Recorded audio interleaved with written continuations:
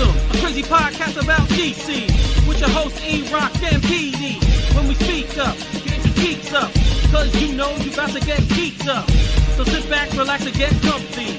Lose your mind like Solomon Grundy, and listen to a show that won't be forgotten, coming straight out of Gotham.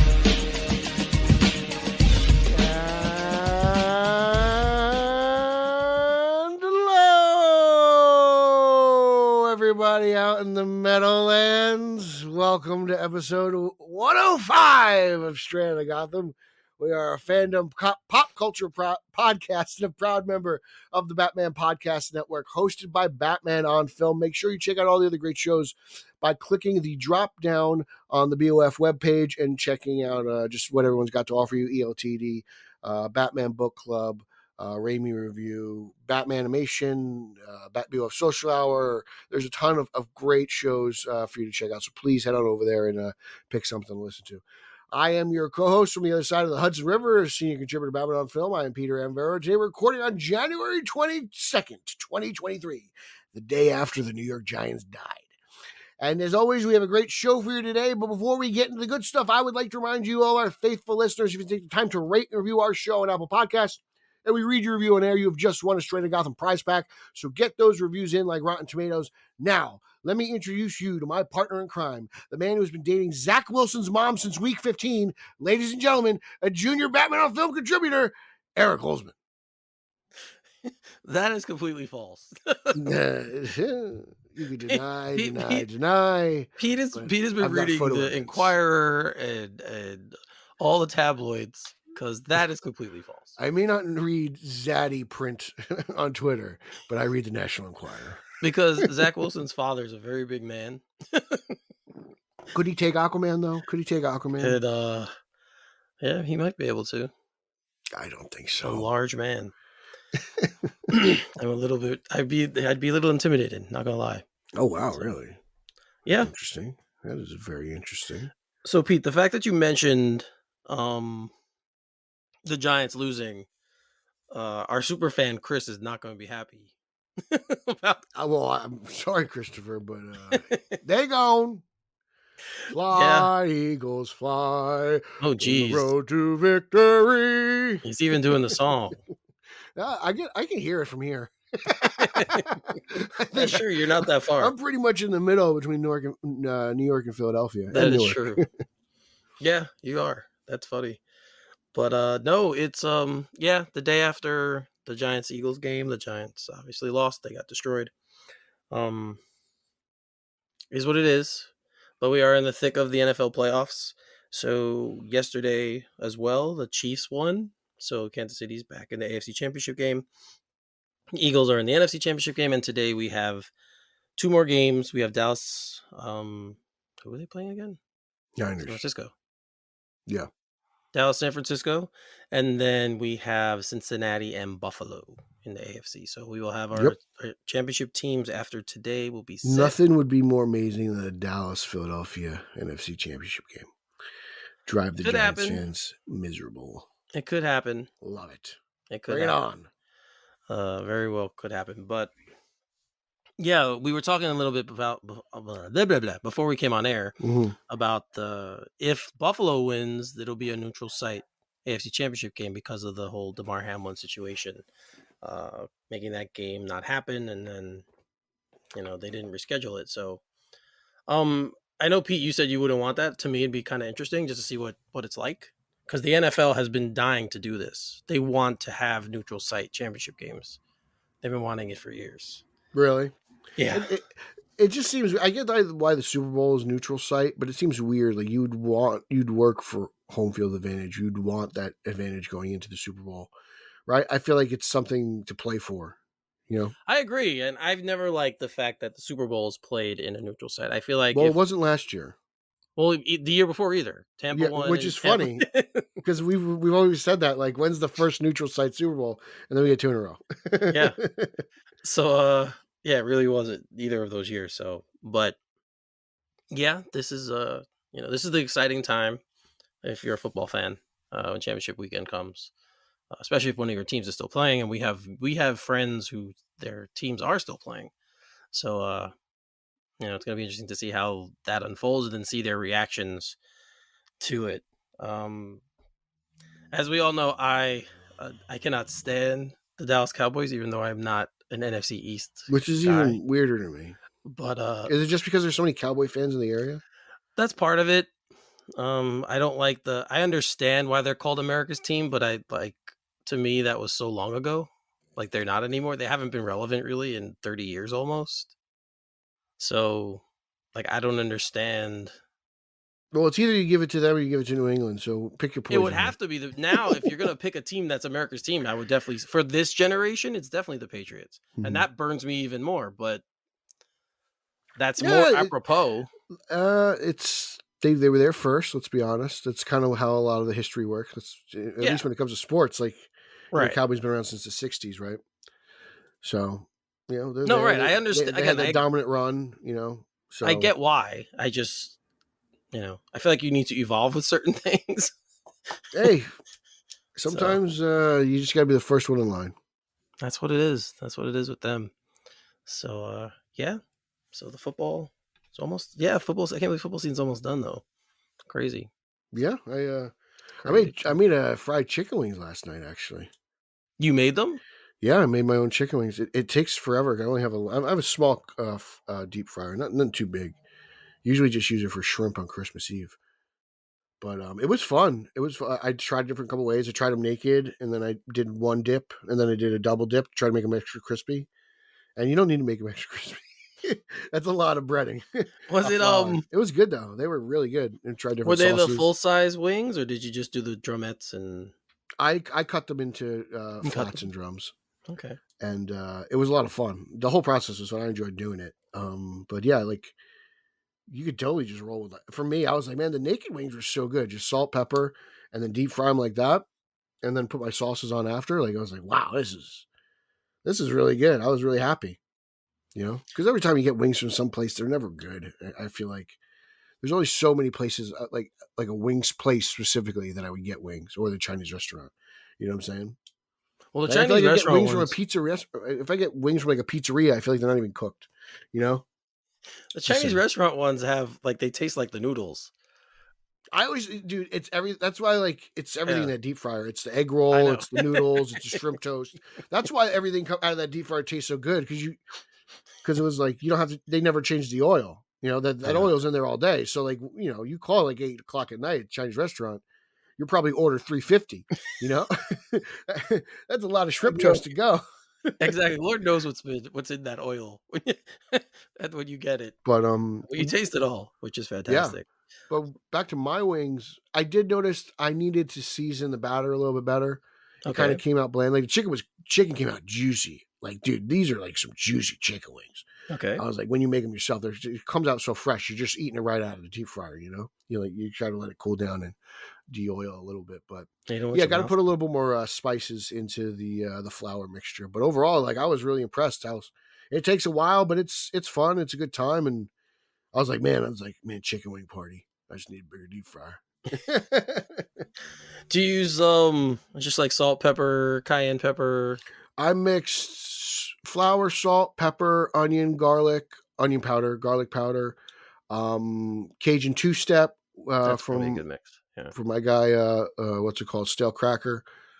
And then a little bit of cornstarch, Right. Yeah, for cake. And just mixed it all in. But I just needed more of this. I needed more of the other spices because it's kind of just tasted like crunchy flour. So I probably need a little bit more salt. But overall, I was like, I'm heading in the right direction. Like batch number 2 is gonna be on point. Yeah, so, that's what it's fun. I mean, anyone who loves chicken wings, I've had this deep fryer and we never use it. So I'm like, I was like, I want to try using that deep fryer to make some fried chicken. And I've been looking up recipes and everything like that. And it's a lot of fun. So maybe next time I'll get a couple thighs in there. Yeah, I mean, I've done it before. I agree with you. You have to keep trying after the first time to perfect it. But there is something to be said about making your own as opposed to getting them somewhere. It's different, and they're extremely fresh, obviously, because they're right in room. But I'll take this over I'll take homemade fried chicken over KFC any day. I still like Popeyes. It's hard for me. Like, oh my god, Popeyes is delicious. It's crunchy, it's spicy, and they got Cajun fries. I know Popeyes is. You're right.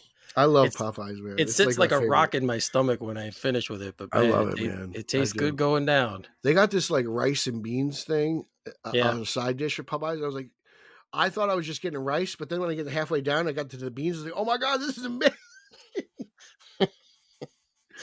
Oh man, I was just so yeah, but I had a lot of fun making the chicken yesterday, man. It was a blast.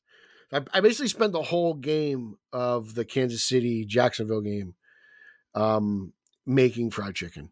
That's what I was doing in prep of the Giant game. That's good. Yeah, I haven't made wings in a minute. Now you've kind of inspired me. It's fun, man. Give it do it. It's great. I have to buy some, or I have to buy some chicken to do it. But yeah, sounds like a good idea. I could even do it in the air fryer if I want to be a little health conscious. I don't have one of those. Everyone tells me they're great though. I see videos all the time. I see people making eggs in the air fryer now. Yeah, there's a lot you can do, and there's a lot of people do with them.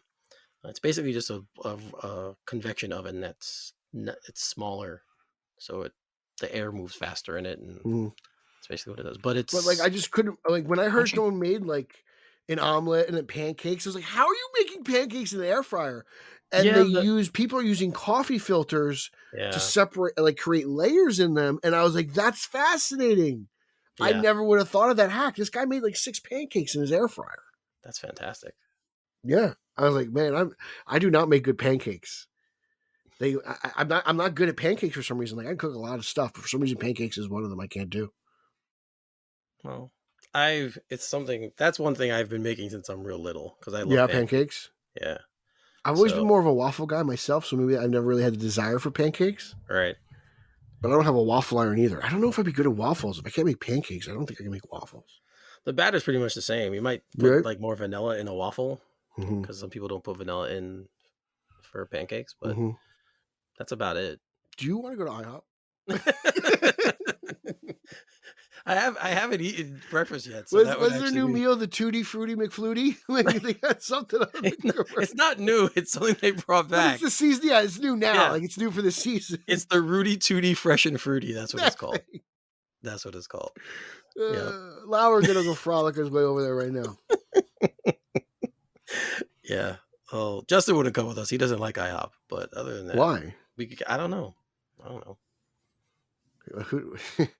He doesn't like the Batman either, though. So he's such a conundrum. He's so weird. He's the weirdest guy I know. He really is. Like he tries to play it off like he's normal, but he's a psycho. He does. Psycho. We all have our things, right? He's crazy, unbelievable. So yeah, it has been. So let's get into it real quick. Let's get into the news. I actually want to lead with this because it was the best thing I saw last week. Was the Scream trailer. Dude, Scream's back. That looks so good. Like literally, and it's weird saying that because Sydney's not in it. But man, like I was so worried about how they were going to do New York and how they're going to do this story in New York. But if the trailer's any indication, this is going to be a wild ride.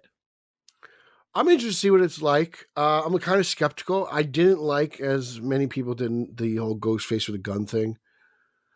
You know, I just kind of like that kind of took me off a little bit. I think the trailer looks good. It looks like a fantastic horror movie. I'm just wondering how Scream it's going to be. You know, I thought the shrine was a little weird, but I want to see it in context. I'm just kind of tiptoeing. You know, no Nev is a little bit funky for me as well. Right. So like, but overall, like it looks like it'd be very scary. You know, it looks like it's going to be very suspenseful. It's going to have a lot of twists and turns. So I'm anxious to see it. I'll be there. I'll be seated opening night, and I'll be checking it out for sure. But you know, just cautiously optimistic. Looks like, and this version of Ghostface looks particularly brutal. The mask looks a little aged. It doesn't look as white. Right. You know, maybe this is a Ghostface, as you know, we've seen the Shrine, obviously in the trailers, who has been studying these other Ghostface for a while. I wonder what the connection is this time. You know, curious to see where they go. Bring it back to Stu, something to do with Stu's family, but interesting. That's a good call. Right. So we also got, huh? I wouldn't even know where to that's the thing about Scream is like you wouldn't even know where to guess to begin. It's like, really tough. I know. Like who would have thought of Roman for part 3? I know. That's just far off. So we did see the return of the one character. We saw Kirby, Hayden Panettiere's character from Scream 4. She showed up in the trailers. We knew she was going to be in the film. We actually got to see her. Yeah, so it's going to be interesting to see how she rumored ties online in. for a while, and I know her like questionable death at the end of Scream 4 because you never see the body like everyone wondered. So it's cool that she's back. Yep. And she says, "Yeah, we have an interesting history," or she says something like that in the trailer, like we all have an interesting past together and stuff. And so I love Scream 4. Yeah, I do too. I'm a big fan of the movie. I liked it. So there's really I haven't hated any of the Scream movies. There's some I like better than others, but I haven't hated any of them. I haven't thought any of them were unwatchable or terrible or anything like that. Again, it's going to be interesting and weird not having Sydney in the movie. I do hear she's referenced. So yeah, there's some connection there. They keep saying there's connection. Like there's a reason. They're saying like they're going to try to get her back for 7. Right. So well, they know what they have to do. Just got to pony up. Like that's why she's not in this one. So you just got to pay her. That's what she wants. She deserves it. But I keep thinking, I mean, we haven't seen the film yet, and we'll talk about this after we see it. But I'm like, okay, you're doing New York for 6. What are you going to do next? L.A. Oh, no, they did that. That's 3. Yeah, they did that in 3. I don't know. We'll see. So you do like Chicago or... I don't know. You bring it back to Woodsboro or you pick another small town, America? Well, if you think about it, how many of them actually take place? I get 3 of them do, I guess, right? Because 1 takes place in Woodsboro, 2 takes place out in... Is she in school in California? Yes. And then 3 takes place in basically LA. Hollywood. Right. 4's back in Woodsboro. Right. 5's back in Woodsboro. You could go back to Woodsboro. I feel like it's the one horror franchise that doesn't really stay in its hometown when you think about it. I know. That's what I said. They should do it in Amityville. Jason went to Manhattan once. Freddy went to Crystal Lake once. Yep. Jason went to Haddonfield. Bring it to Strong Island. Do it in Amityville. You have the Amityville horror tie-in. You could do something like that. Oddly enough, Michael Myers is the only one who can drive, and he's able to get... he doesn't really go traveling that much except for H2O, right? So, yeah. But, yeah, that was for me, at least in the last week, from all the news that we have, it was a kind of a slow news week, but from all the stuff we got to see, that was the one that stood out to me. I'm very, very excited about this movie now, and I can't wait to see it. So it's always had me excited and interested, mostly because like I was like, ooh, how are you gonna do Scream without Sidney Prescott? Right. But and then finally seeing some like actual like real footage, you're like, oh wow, this looks intense. So I want to see what they have up their sleeve. I want to see what they're coming up with. Yes. So we'll see. We also got a little bit of a teaser for Invincible season 2, which looked pretty cool. They don't really give much away in it, but it's basically a conversation between Mark Grayson, which is the lead, which is Steve Young's character, and then Alan the alien, who Seth Rogen plays. And they're sitting at a diner having a conversation. But it did give a little reveal that we're going to be getting at the end of this year. So last time we said it's going to be sometime in 2023. Now we know it's going to be the end of 2023. So I hope this is good, man. They're taking forever. I know. COVID slowed it down, but because this show was so amazing. It was. Oh my god, this animated show took me by total surprise. I could not believe how good that was. Voice cast, story, animation style, just everything. I was blown away. I forget why I watched it. I don't even remember why I watched it. It was just I was looking for stuff to watch. I'm like, oh, this looks interesting. It was, I knew of the book, but I never read it. I heard Nico talk about it a lot on Twitter. That's kind of where I first heard about it. Because I never even knew about the comic book. And then it's COVID time, so I'm just sitting at home wanting to watch something. And I don't know how I stumbled upon it on Amazon Prime. And then it just all kind of was like, all right, let me watch it. And I was like, wow. Yeah. 1 episode in, I'm like, this is awesome. Yeah, like we said, the voice cast is just fantastic. Like J.K. Simmons, obviously Steve Yeun, I already mentioned, Seth Rogen, Mahershala Ali, Zachary Quinto, Mark Hamill, like all these what's her name who plays the mom? Sure, her voice is good too. What's her name? Sandra Oh. Yeah, she's awesome. Yeah. So like the who's who of actors that we know are lent themselves to this project. So yeah, it's been great. I can't wait for it. But yeah, now we have a little bit. We give you a little bit last week that it was coming this year, and now we're giving you a little more that it's the end of this year. So you'll get that going forward. Give it to me, baby. Yeah, so let's jump into Joker. All right. The Joker. It's always a good topic to discuss, and of course, Barry Keoghan played the Joker in the Batman, and he recently discussed about would he want to return to Matt Reeves' Gotham, and this was his quote.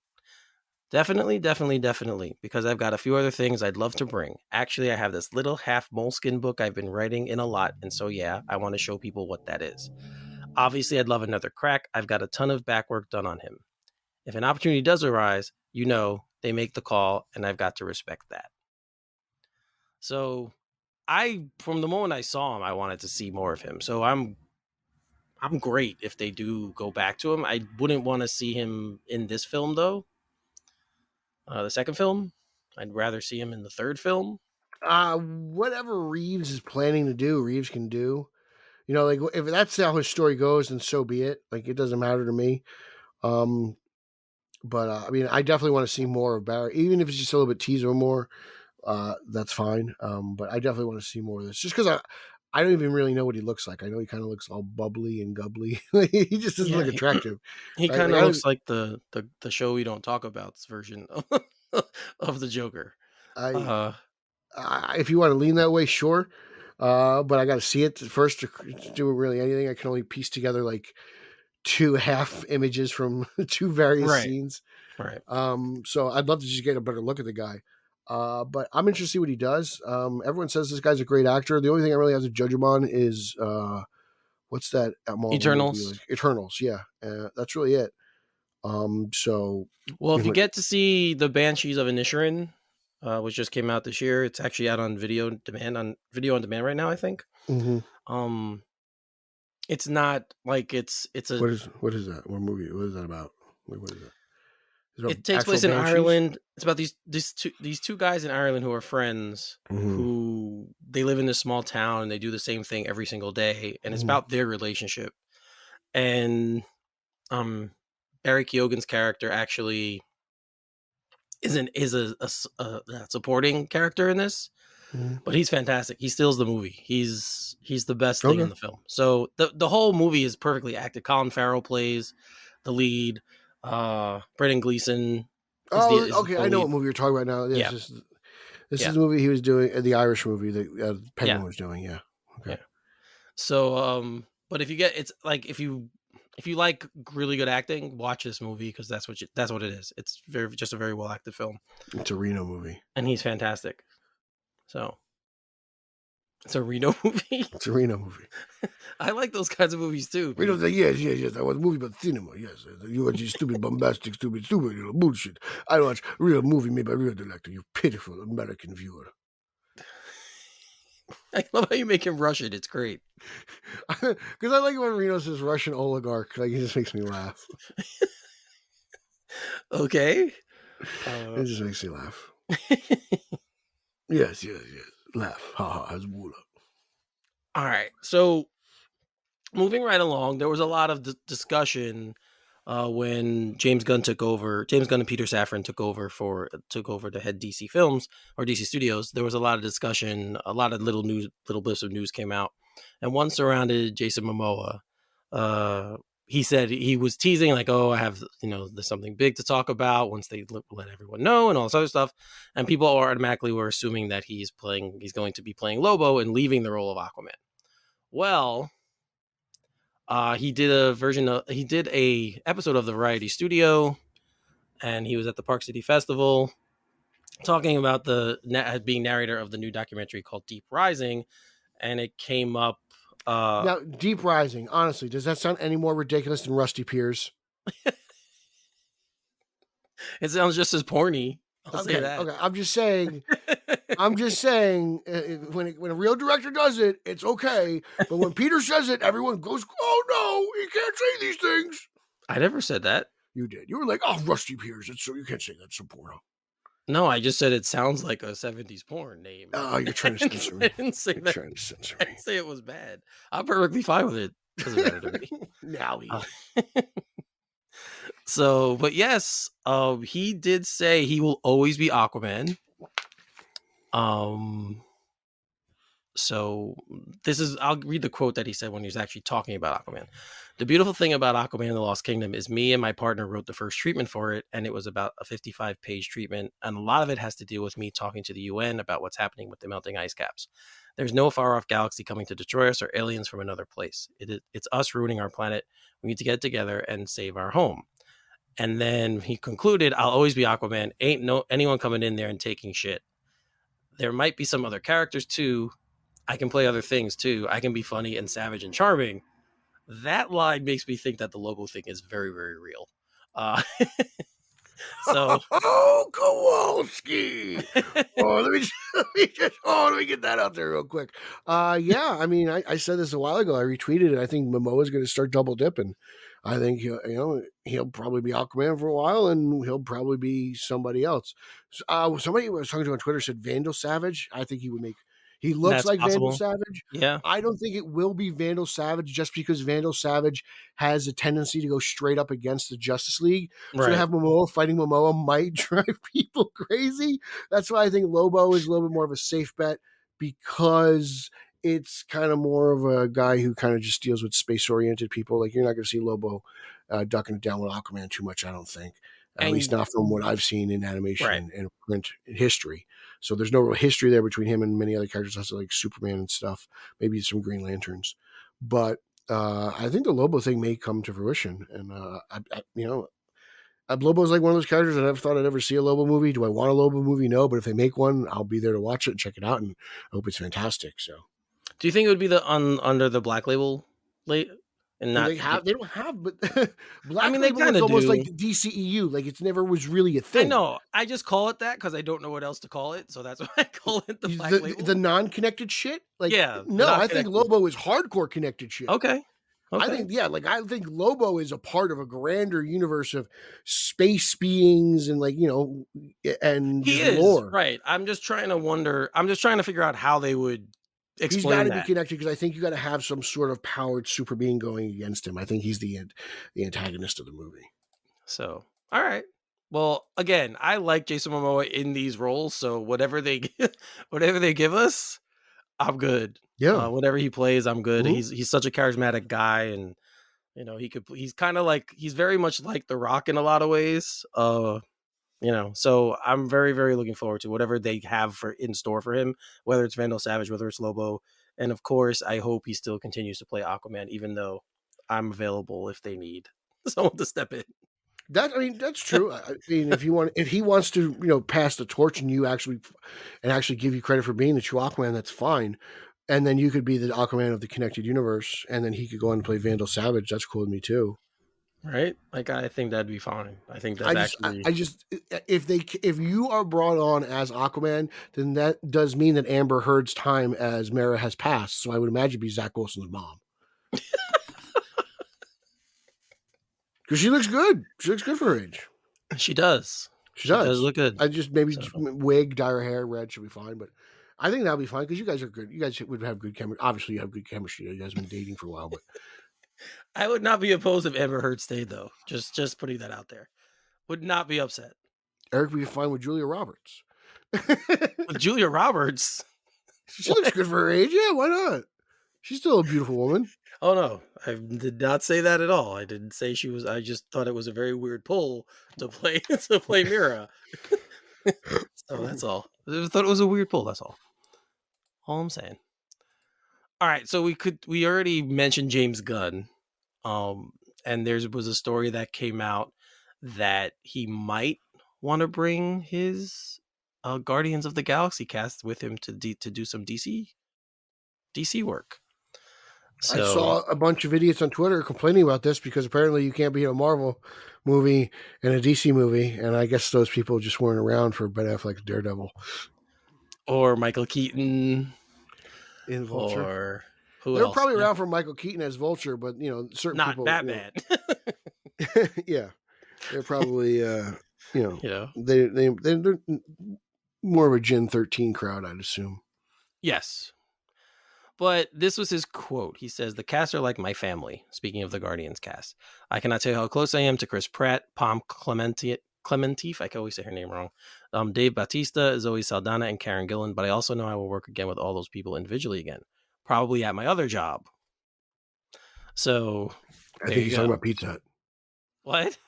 His Pizza Hut. I think didn't he buy like a Pizza Hut franchise? Yeah, I think you're right. Yeah. He did. So I mean, I would see them pop up in Peacemaker. Dude, like this is kind of it's weird. It's a weird non-story. We picked it because of Zaddy repercussions because they're a bunch of freaking morons. But it's like Tim Burton brings in Johnny Depp in how many movies? Right. You got Scorsese and Leo. Right. Like Nolan does it. Yeah, Nolan and oh my god, what's his name? Scarecrow. What he played Scarecrow. Cillian Murphy. Yeah, he's in like everything. So like, give me a break. These guys, you want good actors playing these characters. You want these good actors in good roles, and like James Gunn is just a wonderful eye for talent. Like, has he miscast anyone in any movie? Like, let's be honest.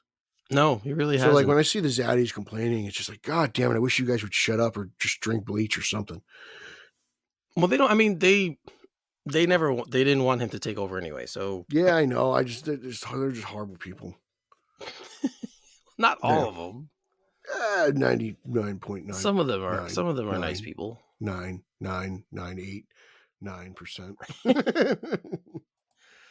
Moving right along with speaking of the Guardians of the Galaxy, we do know that Guardians of the Galaxy Volume 3 is coming very soon. And we finally got another image of Will Poulter's Adam Warlock, who, man, I was so surprised they didn't include him in the first phase because he has such a huge role in the Infinity Saga. So I was very surprised they didn't include him in that first grouping. But yeah, it seems like Gunn was teasing it for this volume of Guardians. Like he seems to have been building up to Adam Warlock. Right. So it's been. And it's interesting to see him come out. I like Will Poulter as an actor. I think he's fantastic. A lot of people did not like this costume design. That was fine. I don't know. People complain too much. It looks good. Like you guys, I didn't see it in the movie. Like I saw it in a still shot from like Entertainment Weekly. Like, give me a break. Right. And he made this weird face. I was like, I don't know. I'll wait till the film. Yeah, I mean, it looks fine. I think everything that I've seen so far from the film visually looks good. So I'm really. I hope it's better than 2. I do not like 2. What? Yeah, well, we know that. I did not like 2 either. I don't like Guardians 2. Yeah. It's actually the only Gunn movie I don't like. Is Guardians 2. I felt like after I watched it, I remember the day I went early. It was on a Friday. It was an early showing, and it was pouring out, just terrible rain. And I drove all the way to the theater to see it because it was playing. I got this. It was at the Regal Theater. That's probably like a half hour away from where I live, and they had like these souvenir like tickets, the big ticket with the picture of them on it and stuff. I'll never forget how upset I was. And I'm like, I drove in all this crappy weather to come here for this crappy movie. I was so annoyed. Yeah, I just felt like a little bit doubled down too much on what worked in the first one. And I was like, this is, you just went to the well too often here. But hey, look, everyone's into. Hey, look, Francis Ford Coppola directed Godfather 3. Everyone is entitled to a dud. So, but yep. Guys, definitely take a look at the Adam Warlock stuff. If you guys have anyone out there is more knowledgeable about the character and you want to let us know what you felt, let us know. Yeah, Paul Herman. Yeah, Paul, if you're listening, definitely. I'd love to know what you guys thought.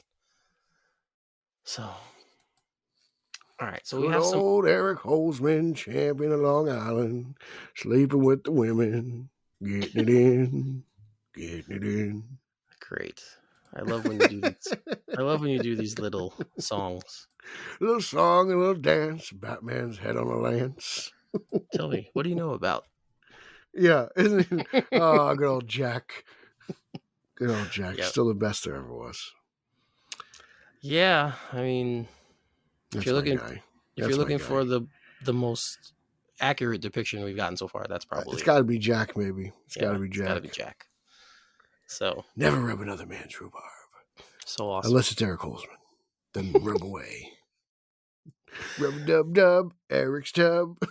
So it looks like we might be getting more box office returns for Black Panther 2, this time coming from China. Dude, this story is nuts. I had no idea that China. I mean, it's over the past couple of years, we know how like the Chinese government is weird. But Yes. when it came to movies, I didn't know they were this evil. Without getting too political, yes, the Chinese government is weird. It's weird. It's weird.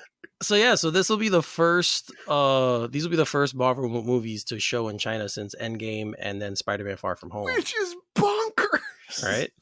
So yeah, so and they usually do very well over there.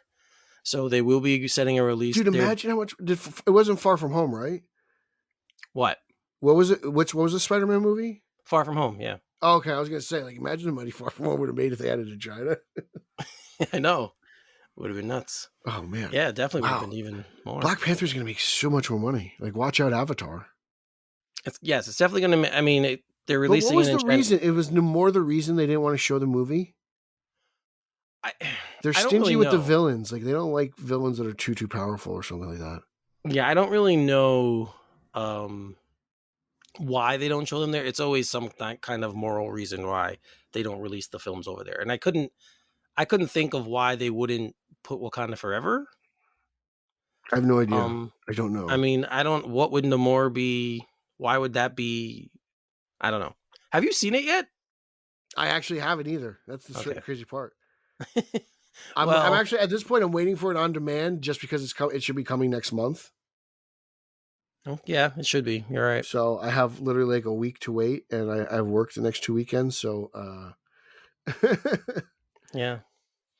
But China will be releasing Wakanda Forever on February 7th, and then Ant-Man and the Wasp: Quantumania will be released on February 17th.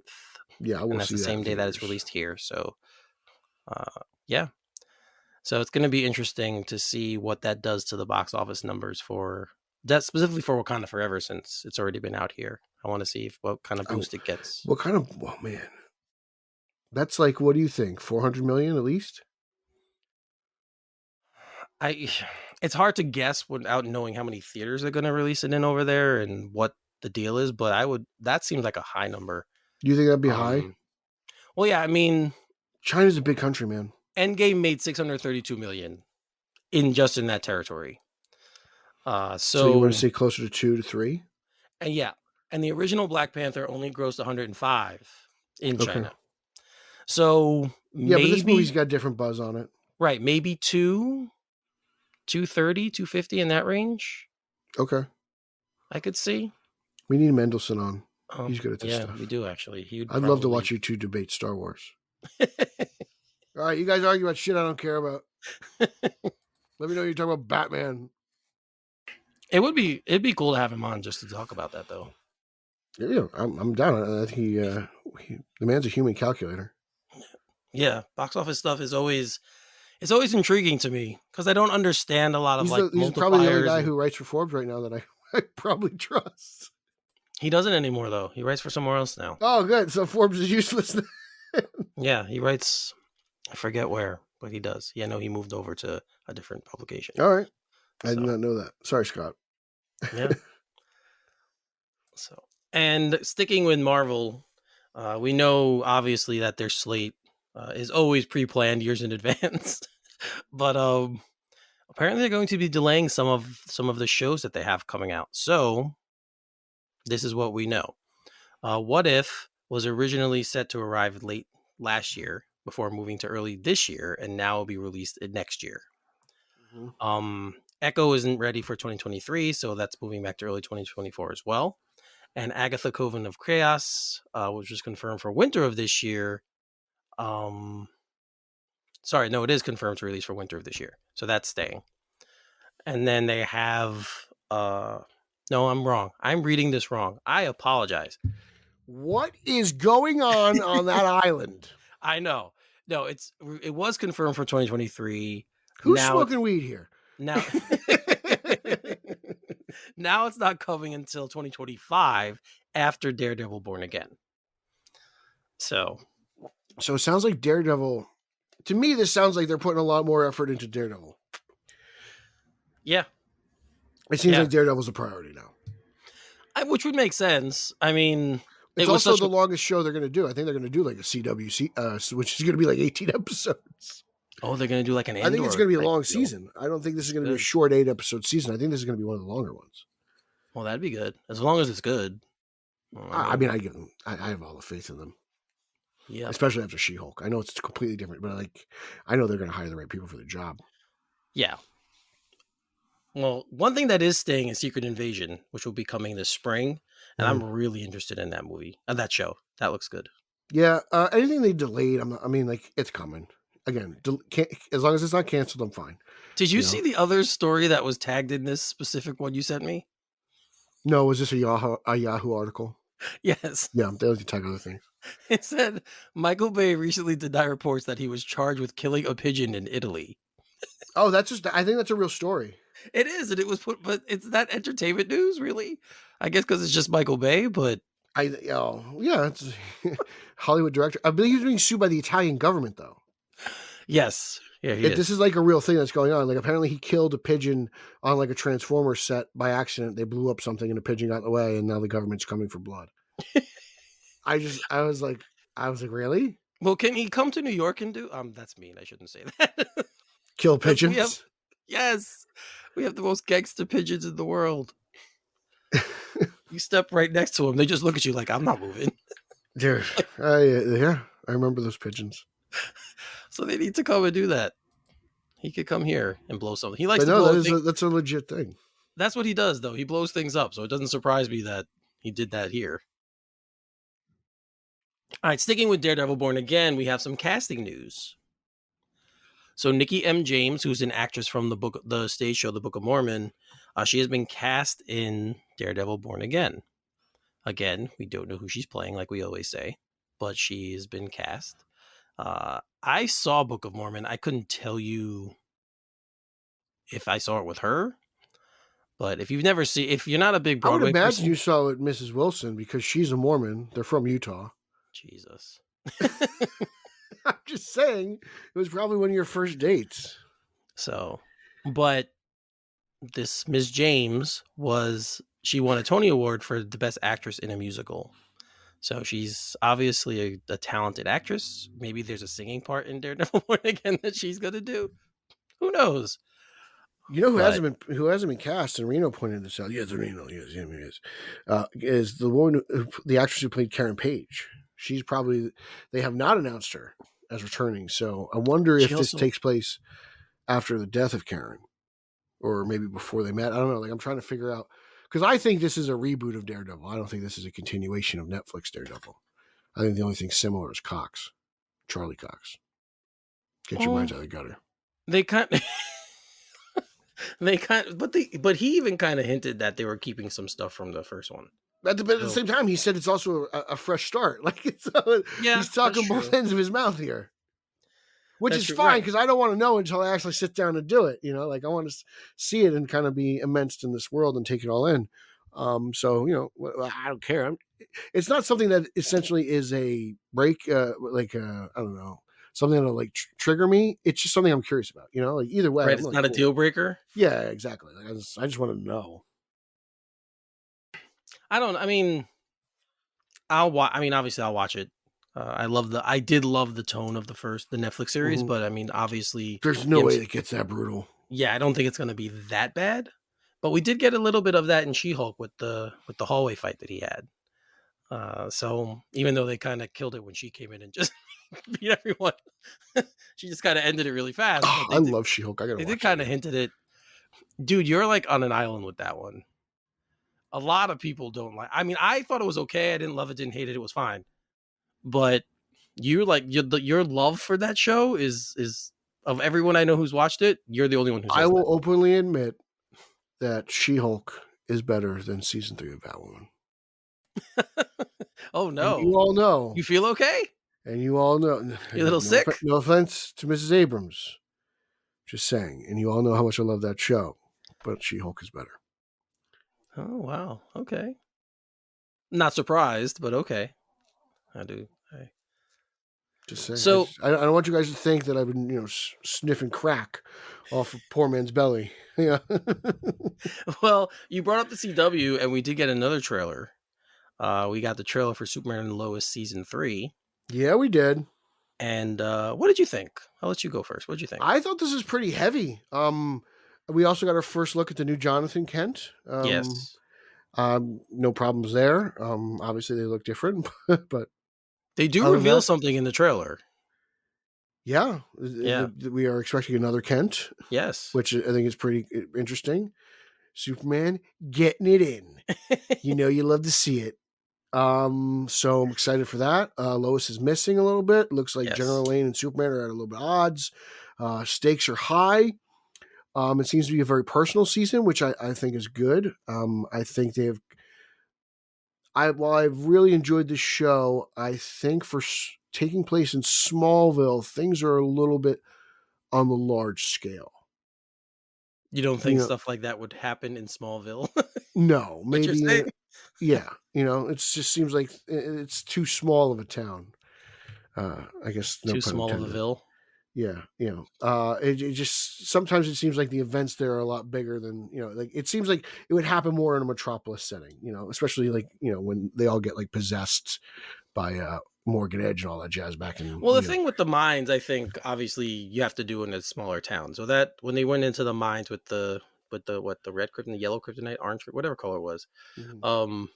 No, I got what they were doing. Like they did a good Right. job of mixing the two, but I do feel like the events are larger than Smallville. So like to kind of keep it smaller and keep it into the family, mhm. I think is a really good move for this season. And Well, it's different. It's different than the past two. I was hoping that. I mean, I don't know how long the show's gonna be on. It's always kind of. I feel like you got what's this? one more. This is it. You think this is it? You don't think we'll get 4? I think we'll get 4. No, I think this is it because the CW is changing.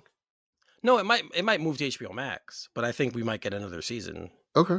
Hope so. If we get, or whatever they call the new HBO Discovery app that we're going to do. Zaslav Plus. Right. So, but I do think they might move there and then we'll get more of that. Cause I do think this show has been a very, very big hit for the network. And I do think people love it. And again, right now it's the only Superman thing they have, live action, that we have. So I think they'd be, unless Gunn finishes his treatment and they announce a film, they might want to do Superman and Lois for another season, just to have something in live action. But yeah, I do like what they showed in this trailer and where the season's probably going. I think anything that puts Lois more in front is good because I think she's the best actor on the show. So, and I've really liked what they've done with her character. So having her front and center kind of seems like is going to be cool. And yeah, like you said, the new Jonathan, it's whatever. He doesn't, he looks fine. Yeah. He doesn't really say anything, so we don't know He had much like else. two quick scenes. Well, much more than that. But yeah, we see Hoagland, and yeah, I mean, it looks good. It looks like it's going to be a good season. I wish they would give him trunks. So, no. You're anti-trunks? Trunks have always been silly to me because it looks like you're wearing your underwear outside your pants. To me, that's just what Superman and Batman look like. That's just it. Like, I'm sorry. I'm not saying that's what it is. I know it's probably supposed to be like trunks are just there, I like the way the trunks separate because otherwise I just feel like he's wearing his footy pajamas for both of them. That's a good way to look at it too, though. It's just too much solid color for me. The trunks do a nice job of separating. That's a fair way to look at it too. I never thought of that, but you're right. That's because that's why I said it just looks like underwear out the outside of your pants. But you said we're like footy pajamas. Yeah, that's probably a good. I like the separation, like the trunks to create between like the torso and the thighs. I think it's kind of necessary from just a aesthetic standpoint. Well, let's be honest. If they didn't put trunks on these guys, it might be a little obscene for people if they didn't have something. If they're wearing those just tights all the time, might be a little too revealing. So, you want to keep things PG. So do things like that. But I don't know. Superman. Yeah, I'm looking forward. When does it start? Season 3? If they're showing trailers, it's got to be around the corner. Let's see if I have a date. I'll check really quickly. But I'm excited. I mean, I've really enjoyed this version of Superman since he made his first introduction on Supergirl all those years ago. And I know this is a different version, but the Hoagland Superman's fine. The suit's been upgraded, and I really do think that this is a very intimate looking season just from the family. It seems very strong about the Kents, and the show's always been about the Kents, and that's what's really been enjoyable about it is when the show's been at its best is, it is a superhero show, but it does a wonderful job of interpreting and representing small town atmosphere. I do say that, it's a different way of looking at things. I think even from the original Smallville show, Right, and the one thing we don't get is we don't get any like of Lana's family in this trailer. You don't see anything about her, which I thought that's last interesting. season. It's a good take. Yeah, I We thought focused last a lot season. on them. Yeah. They So we'll see kind of how dominated the season. Yep, I thought her storyline was the biggest part of it. She did a lot. She was facing the whole cheating Divorce, scandal, yep, the divorce, running for mayor. Yeah. Clark revealing he was Superman to her, I believe. Yep. So there was a lot of Lana there, which is cool. I mean, like we haven't gotten a lot of Lana lately until the show. Right. She had a brief run as Superwoman in print for a while during DC Rebirth. But like, when was the last time we had Lana? Was it Smallville? I think so. Kristen Kirk's. And before that was Superman 3. So characters do. Yeah. So it's been good to see. It'll be good to see what they do with her going forward as well. But this trailer does not give us any hints. So no. And if this is going to be the final season, I hope they can get their version of Lex out there. Yeah. I'm sure that we will. That's why I don't think it's the last season as well. Like you brought that up, and it was something that was on my mind. I forgot it, but you just brought it out. Yeah, when are they gonna? You have to have Lex, right? You think? You can't really do a Superman show without having. Where's Lex. he been? Where's he been all this time? Yeah, where's he been? Maybe they're probably gonna. It's probably gonna be revealed that he's the one pulling the strings. Maybe because I was like, you got to be like, isn't Lex a little bit curious? Like, what's going on in Smallville? Why is Superman spending so much time in Smallville recently? And why hasn't he been hanging out in Metropolis? Right? Like, don't you think? You mean tell me after 3 years, Lex isn't a bit curious as what's going on? I know. I agree. It does seem weird that we haven't gotten anything about him really. So we'll see what's going on going forward. All right. Thanks to our friends, of course, our friend Bill Remy at BOF. We have a little bit of information about an upcoming Batman animated film called Batman: The Doom That Came to Gotham. It will be released on March 28th. But then this is a little synopsis, or a little tag. It puts Batman up against Lovecraftian supernatural forces threatening the sheer existence of Gotham as he's aided and confronted along the way by reimagined versions of his well-known allies and enemies, including Green Arrow, Ra's al Ghul, Mr. Freeze, Killer Croc, Two-Face, James Gordon, and more. It also takes place in the 20s, so it's a period piece. So what do you think, Pete? This was a comic series. Have you read this? I have not read this. Okay. This isn't really my thing. Right. I don't know. Aside from like Gotham by Gaslight, I do not like seeing Batman, kind of dusted up in the old days. I don't like it when they make Batman at night or anything like that. Like Tom Taylor did that series recently. Yeah, like I watched it. It looked cool. I'll check it out at some point, but I'm not on the edge of my seat for this. Yeah, it's just Batman dealing it up with like magic and stuff is okay. But when they put it in the 20s, it just doesn't line up with my Batman sensibilities. I like when they do period stuff. Okay, so, that's cool. That's good though. Like yeah. They got to get your money at some point. Yeah. So no, I do. I like when they do period pieces and they put these characters in situations that I haven't seen them before. Mm-hmm. It's always interesting to see. But with the voice cast of some of the people that we know, our buddy Patrick Fabian will be back playing Harvey Dent. Oh, he loves me. Pat go way back. David Dastmalchian, who of course was in the Suicide Squad. He is a DC legend. Right? He's playing Grendon. Or voicing Grendon, sorry. David Giannatoli will be back as Batman. He voiced Batman in Soul of the Dragon. Did you like Soul of the Dragon? I did. I love Soul of the Dragon. So then you do like period pieces. Yeah. It's not necessarily the period piece as much as it's the period in which the piece is set.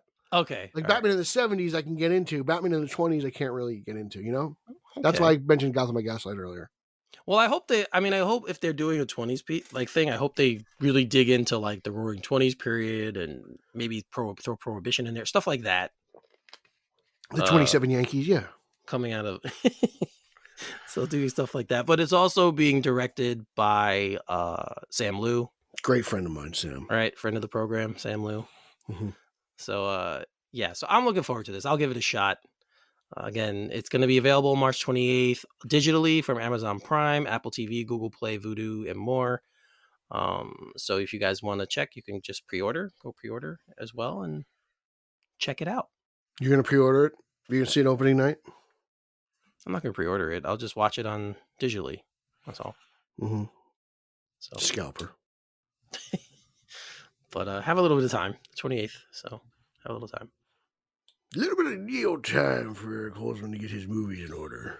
Yes. The champion of Long Island, as he picks out his fair lady of the evening.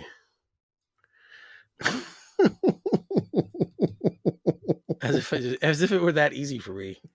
It is. You're the champ. That's what you think. The Aquaman. That's what you think. All right.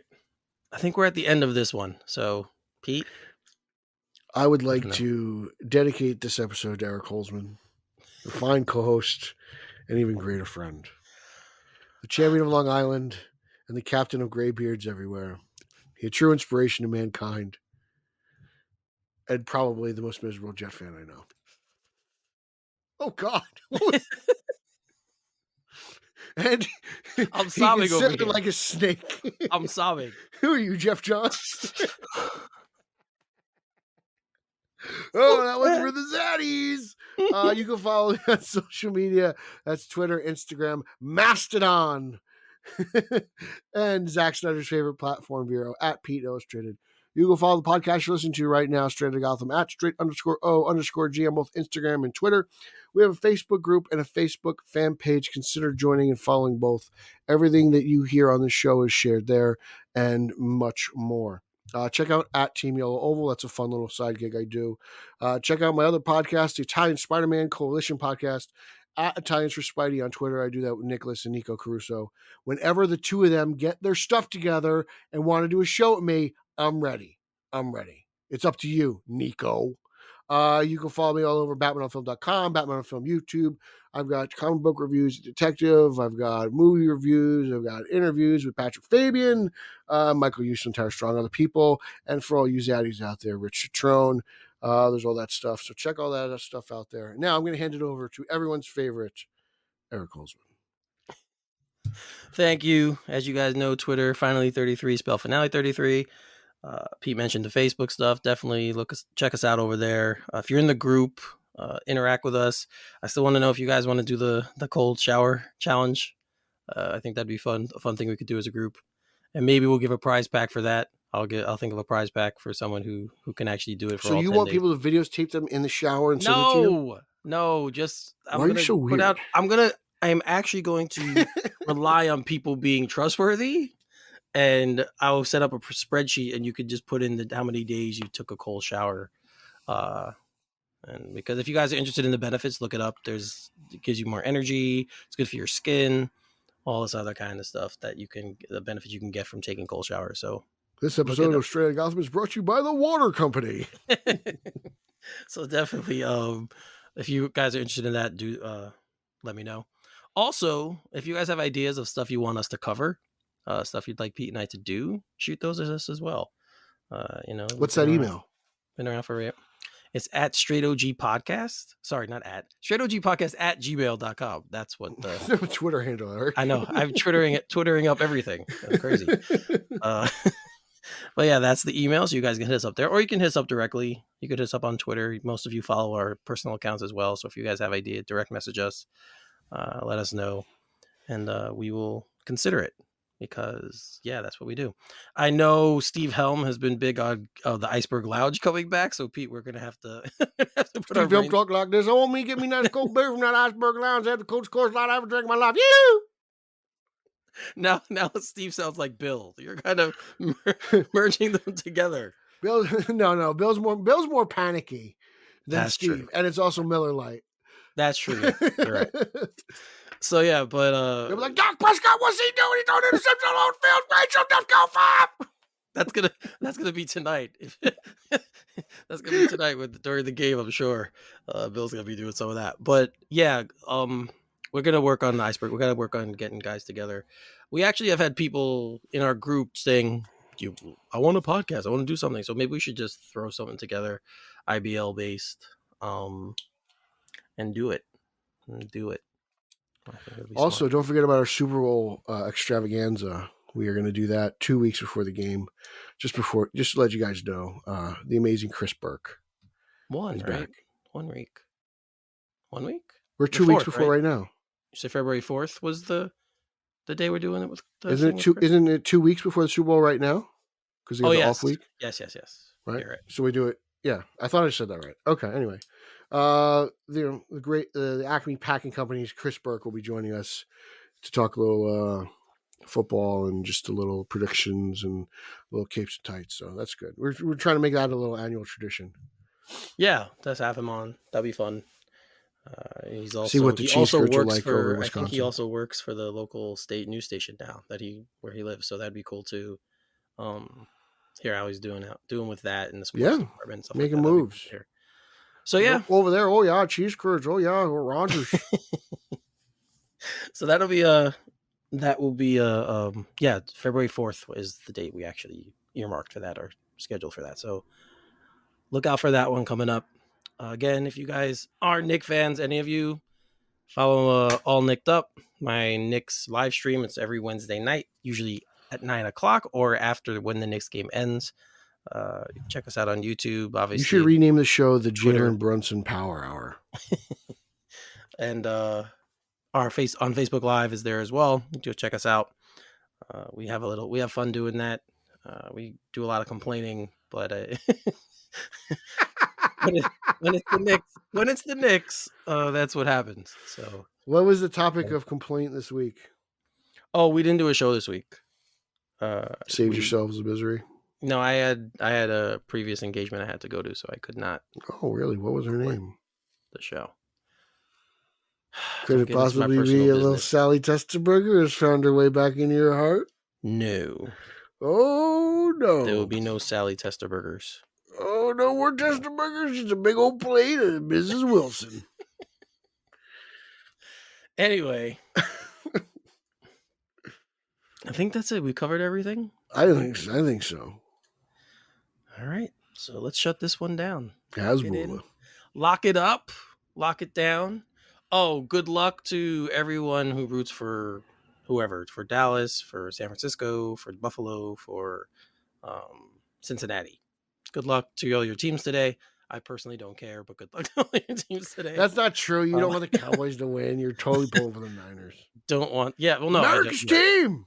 You're right. I don't want them to win, but it won't bother me if they do. So that's it. Would it bother you if Tom Brady was a Jet? Yes.